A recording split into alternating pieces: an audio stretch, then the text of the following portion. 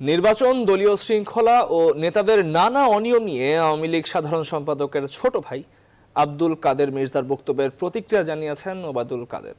বুধবার সচিবালয়ে তিনি বলেন, দলীয় সভানেত্রী শেখ হাসিনাই সিদ্ধান্ত গ্রহণের একক ক্ষমতা রাখেন, তিনি ছাড়া অন্য কেউই অপরিহার্য নন।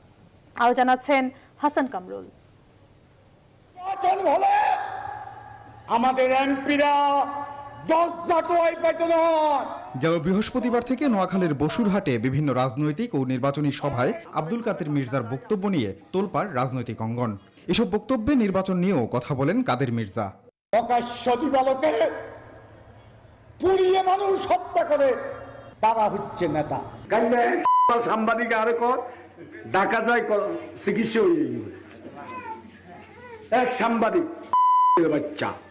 যদিও গণমাধ্যমে পাঠানো প্রেস বিজ্ঞপ্তিতে দাবি করেন নোয়াখালী